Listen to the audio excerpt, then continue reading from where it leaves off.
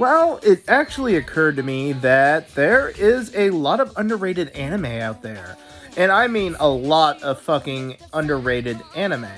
And I'm gonna give you 10. Now, these top 10 are what I think are underrated, not what is underrated or what people miss or whatever, what's on Watch Mojo list or whatever kind of bullshit that they throw out there. No, this is just some of the most underrated anime that I've seen and that I think is pretty damn underrated, unfairly and unjustly underrated. So, yeah. Most of these do not have DVD releases, or their dubs were butchered up so bad that the original Japanese version was lost completely in translation. Anyhow, this is what I think is underrated and basically what isn't talked about enough. So let's do it. Let's start listening to this shit. Let's go.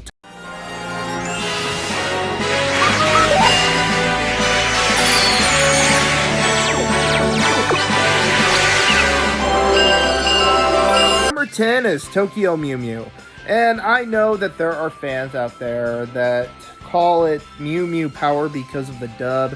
But let's face it, guys, that dub completely and utterly just butchered the actual Japanese version. It completely destroyed everything by localizing it, giving everybody American names, and just really, really making choices and censorship and everything. The Japanese version is pretty much shit on anymore by English-speaking fans because, well, they don't like it because it's too kid-friendly. The actual Japanese version is wonderful, in my opinion, and honestly, I really don't think it gets enough praise. I would love to see an uncut dub released so the anime itself can get more praise than it actually does get. It's kind of unfair. I like this anime, I like the manga too. It's really good, and in some places and cases, it's pretty damn dark too. Some of the series can get really uncomfortable and really dark. There is actual death in this series, and it fits so fucking well.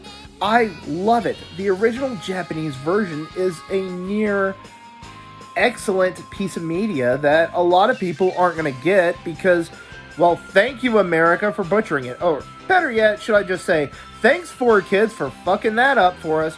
I read the manga long before I started watching the English adaptation, and I was just not happy with the English adaptation. Though I will openly admit that the voice choices and that English dub fit the characters really well. It's just what they say, what they do. It's just not very well. It's not localized very well, and they love to try to hide the fact that a show is from fucking Japan. Oh, it's the end of the world if the kid knows that they're living in Japan. A friend of mine posted a long time ago that censorship is basically not like getting a good steak because a baby can't chew it. And this is no exception. Let's go on to number 9. A boy has the right to dream. There are endless possibilities stretched out before him. Now, number 9 has actually resurfaced quite a bit with Outlaw Star. And I'm going to say Outlaw Star for a long time wasn't getting enough love and recognition at the time being. And yeah, I still think it's slightly underrated. Every time I bring it up, a lot of people don't know what I'm talking about, or they just don't really give a shit about it. And it's an anime that finally got a little resurgence lately. I've seen that there is a Blu-ray release of the series out now, which I don't own. I should go out and buy it because I did sell my DVD copies. And yeah, it's a good series. The only problem with it is, well, unfortunately, the characters don't grow or get any older or go through any arcs or anything like that. And that can be kind of shitty at some points. But however, it's still a good watch, and one catchy as hell opening theme. And if you haven't seen it, I highly recommend you check it out. Outlaw Star is awesome. And if the characters are fun, even though they're stereotypes, they're still enjoyable to watch. My favorite character is Aisha Clan from the Clan! Don't know why I said it like that, but I don't know. I just enjoy this anime to pieces. It's just pretty much mindless fun. They started out with an episodic adventure, and then it kind of forms into a story. It's very similar to Cowboy Bebop in ways, but you know what you're getting into with it. Anyhow, give it a watch if you haven't. I highly recommend it. なんだこれは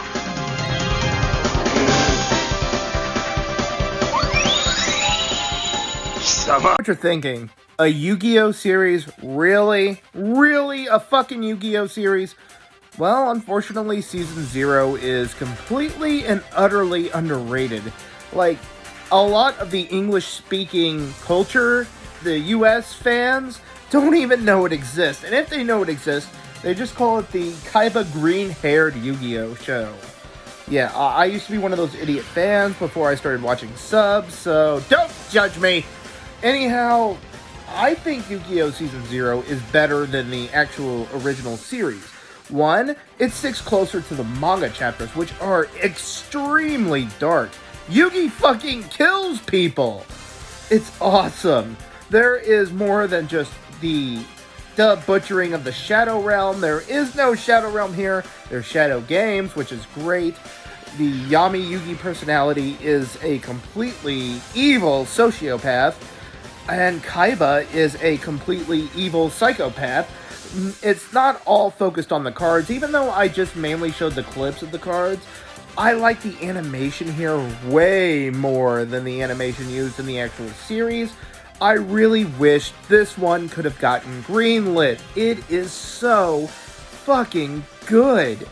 Man, and look at some of the art designs on that cards. Look at some of the art designs on these cards. They look amazing!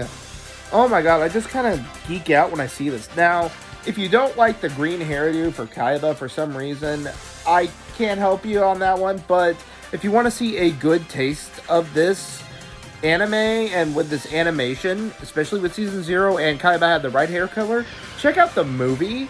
The Season 0 movie is about Red Eyes Black Dragon, which is my favorite card everybody already knows, and Kaiba has blue eyes and brown hair. So, there you go. You got your Kaiba back. Anyhow, yeah, Season 0 is way better than the original anime series. It doesn't focus on just the cards.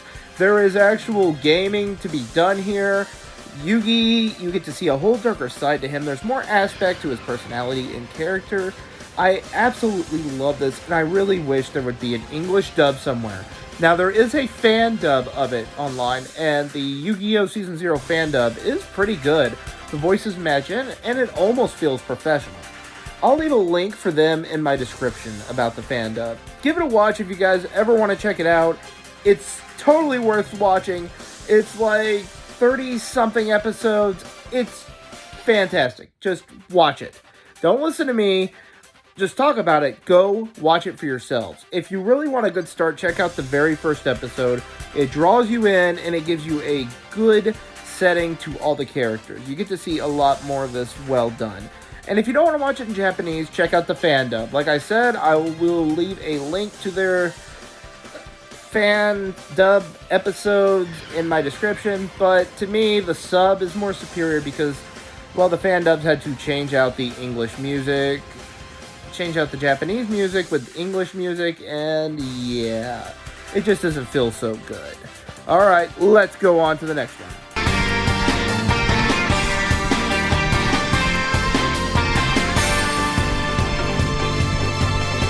Well, you've all heard me talk about Psychic Academy a few times in my top 5 favorite manga and in my top 5 favorite anime series of all time, or Dream Team voice casting or whatever. You guys have probably heard me talk about Psychic Academy. The anime is criminally underrated, not just in the US, but America too. But America did give it a physical DVD release, which is weird, but there is no English dub to it. I actually did do a Dream Team voice cast for it, and you guys could check it out if you want to. It's a pretty fun run for me.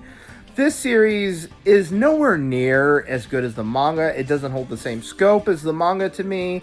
It probably never will, in my opinion, but the anime still has some good things about it.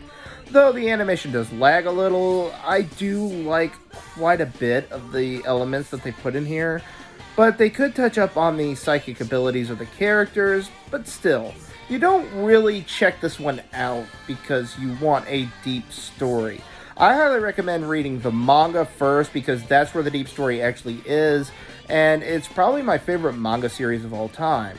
But I do wish this series would get an English dub, so it would get more people to check out the manga to see how much further it goes. I mean, that's how it worked in anime series like Berserk and stuff, so why not just do it like this for Psychic Academy? US, you got the funds, somebody license it and get it dubbed. At least use my Dream Team voice cast while you're at it. But if you guys are into some decent action, pretty decent romance, you'll probably enjoy this one on a good level. I highly give it a thumbs up, so check it out.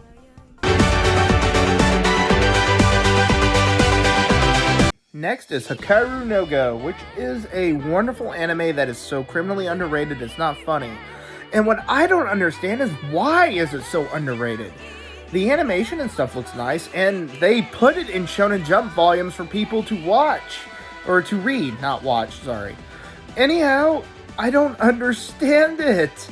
How could this not be any higher than the others? I mean, they put Yu Yu Hakusho, Naruto, Dragon Ball Z, you name it, One Piece, they all put it in and lumped it all together.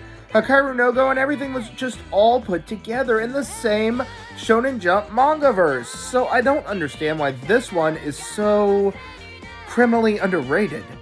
But it is. In fact, the dub is only halfway done. They never finished the English dub to the entire series. And in my mind, that is just so criminal. It's not fancy like Yu-Gi-Oh! Where the monsters pop out of the cards or stuff like that, but it does have something special in it. There is something really special with this series. I mean, it's basically an intellectually challenging series, and maybe that's why it didn't really fan out very well. In Japan, it does have a good fan base, and there are some American fan bases, but there's not much. In fact, the sad part is Ocean did dub this series too. In fact, Double D from Ed, Edd n Eddy plays the main character Hikaru Shindo. It's so depressing to see this too. And it never got finished. The dub is not done. I don't understand, but anyway, the story's about a character who discovers a Go board, wipes the bloodstains on it, and he is connected to a ghost who he can only see, and the ghost lives within his consciousness, and he builds up playing the game against other people. He even develops a rival with someone named Akira. And it just goes on from there. You basically just see the character grow as the series moves forward.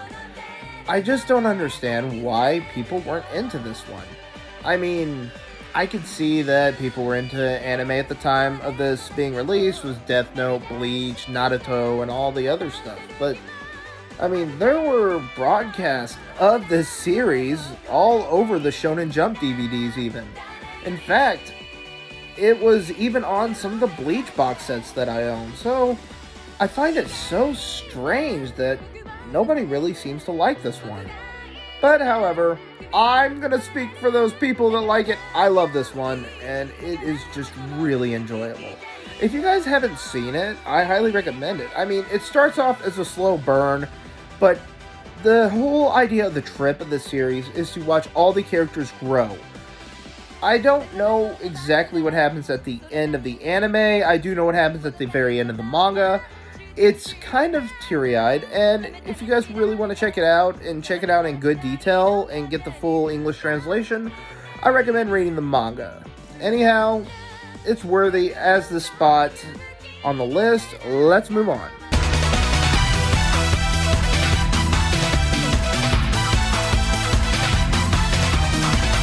This is another one that perplexes me on the fact that it doesn't have that big of a fan base around the US. This was on almost every Dragon Ball Z fucking DVD orange brick set. They always had a commercial for this motherfucker. But Baki the Grappler didn't hit real hard in the US, unfortunately. and I don't see why. I love this one to pieces.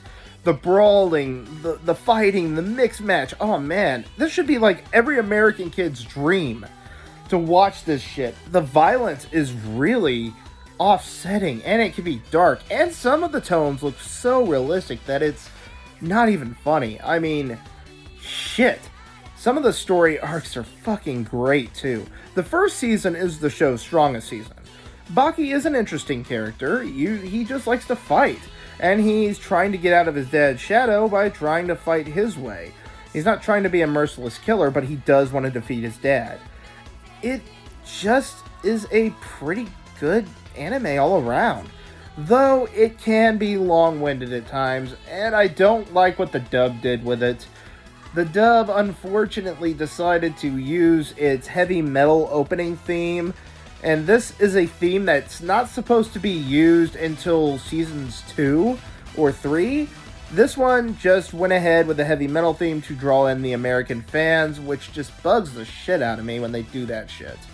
Funimation, they were reaching to get in more fans of the show. Apparently it didn't work. I actually prefer the original opening volume of the series, the first opening anyway. That's just me, but it is worthy of a watch, and I at least, implore you guys to try out the first season and see how you like it. It shouldn't be this underrated. Most of the DVD sales are out of print now, so yeah. But for English-speaking fans, there is a dub, but in this case, I kind of recommend the subbed version. Just give it a watch. Watch it either way you want to watch it. It doesn't matter, as long as you enjoy it. Anyhow, this one is definitely worthy of the spot. Let's move on to the big ones.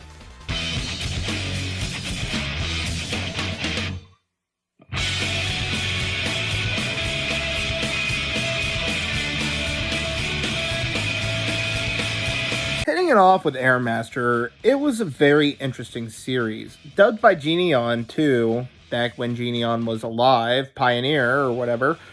It was a pretty good series, and it only got halfway dubbed. Yeah. I actually can kind of see why this one is so underrated, because it probably missed the mark. Its dub was never finished, and on top of that, the animation is weird. But once you get past all that, including some of the weird animation, it's only weird for about 2 or 3 episodes. You get used to it after a while.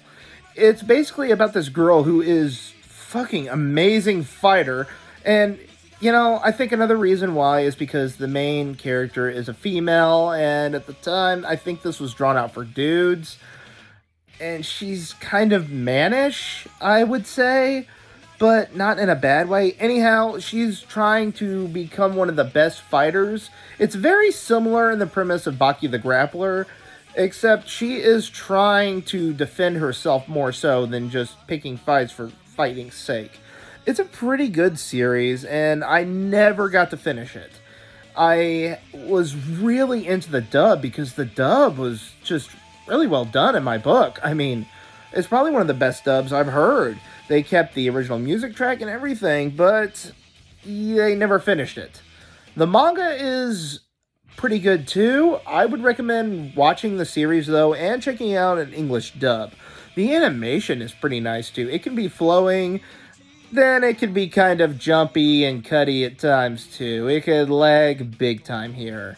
And Airmaster is no exception. The first half is just really interesting, but it does have a few episodes where it just kind of trails off a little bit, and I could see why people kind of skipped over this one.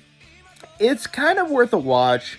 If you've never seen it before and you're wanting to see something with pretty decent fights, I would highly recommend checking it out. And if you guys can't tell, I'm putting a lot of shonen anime on this list. I'm not meaning to do it, but I just noticed that these lists never really get any publication. A lot of these animes are just skipped over because, well, it's another shonen anime. There's better stuff out. Well, that may be true, but it's still, it's an underrated anime, and it's really worth watching.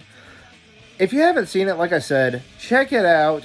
Don't just take my word for it. Go look it up. I think it's on Crunchyroll.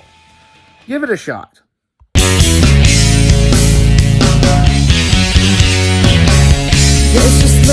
What do you know? I picked an anime that's not shonen based. It's apocalyptic anime. Blue Gender. Blue Gender is pretty friggin' awesome, and it does have an official DVD release. The dub is complete. Just not a lot of people talk about it. Me? I talk about it, and I'm looked at like I'm a nutcase when I do talk about it. It seems like people kind of just skip over this one a lot, and that does make me sad. Like, really sad, because there is so much detail put into this anime that I can't help but love it. I love the main characters. I like the romance. I like the voice acting is really good. Eric Vale and Laura Bailey do a phenomenal job in this performances that they have. I mean, I don't know. I really got into this one a lot, and I thought it was all casted really well. It makes me kind of sad that this one is just so overlooked. I have brought it up to other English voice actors, and they actually have forgotten that they were even in the role. I even tried to talk to Wendy Powell about it before, who does the voice of Envy from FMA, in case you guys don't know, and she said she completely forgot she played the character. However, the anime itself is an apocalyptic anime. This guy is put to sleep. He wakes up a few years later. He's in a world where this disease has run rampant and it's taking over Earth. The first half is getting him to Second Earth, while the other half is making him adjust to Second Earth's term, and he becomes more of the killer type, or the army brainwashed marine type. That's how they quote it in the anime. That's not how I'm listing it. This one has really good, stunning animation. I mean, it's nothing spectacular like the Fate series or anything like that, but it does have moments of really beautiful animation, especially the scenes on Earth. The first half is way better than the second half. The second half you kind of get bored of because they stay on Second Earth way too long. There's not enough atmosphere in the second half, but the first half is completely worth checking out. If you guys haven't seen Blue Gender yet, I would highly recommend it to anyone. It doesn't deserve to be underrated. That's all I'm saying. That's why I'm making this list. These animes don't deserve to be underrated. So let's keep going. Alright, number 2 is Tenjo Tenge, and I am confused on why this one didn't go very far. Which, also, this one is considered incomplete as well, because, unfortunately, the manga finished all the way through, but the anime just stops. It's basically about these two guys who show up, want to take over the school. The school has a bunch of badass fighters with special abilities. They get their asses handed to them firsthand, and then they want to train to become better while the executive council plots to take them over. The biggest issue with this anime is probably the tone. At first it wants to start off being funny, then it wants to start off being serious and taking itself seriously. The tone kind of flip-flops all over the place, but that shouldn't make it too bad. The only thing that I dislike is the fact that the anime starts off as Nagi and Bob as the two main characters, and then it switches over to Maya, who constantly is telling the story in flashback about the Jukin Club and what's been going on. And that can be a real serious pain in the ass. I don't mind flashback, but when over 15 or 16 episodes are told in flashback of a 26 episode series, it can be a pain in the fucking ass to get through. And that's the problem with Tenjo Tenge, but it could have been better. What do I mean by that? It could have been a lot better than it was. They could have finished it, connecting it with the manga, because the anime ending leaves on a big cliffhanger about a tournament coming up, and oh god, it just makes me so mad. And the fact that the anime just got so underrated because of such bullshit it kind of irritates me. The animation is nice, sleek, and smooth too. I didn't even notice any animation errors when I was watching it. A couple of times they would make some funny out of touch faces there, but other than that, everything kind of just fit right in. I enjoyed it, and it was such a good trip until the flashback scenes hit. But everything else, the music-wise, well, I don't really care for that intro, that bump ahead, I don't really give two shits about. But everything else, like the background music and the ending theme, is just wonderful. The English dub voice acting is so damn good.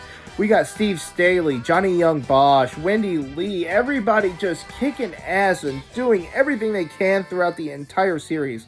Oh man, and then we go into flashback mode, and we're stuck with the side characters, the romance, the main character's brother, how her brother kind of just lost touch with everything. Oh man. It's kind of a pain. And then we get back to the original setting after like 15 or 16 episodes of flashback to go back to the main storyline about Nagi unlocking his power. And what sucks is there's a big fight around the end of the series, and we're left on that fucking cliffhanger. So this just irritates me the most when animes don't finish. I always bitch and complain about that the most, and this one is underrated as hell. A lot of people, I do see it on their top 10 anime lists, so there is hope. Anyhow, I'm done. Let's move on to number 1.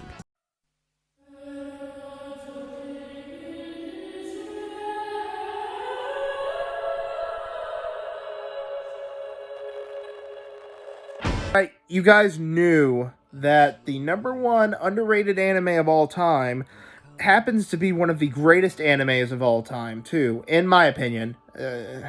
Apparently, you don't ever see this one very much, and when you do talk about it, nobody ever wants to really talk about it. It's Monster. Monster is a fabulous, perfect, and amazing anime.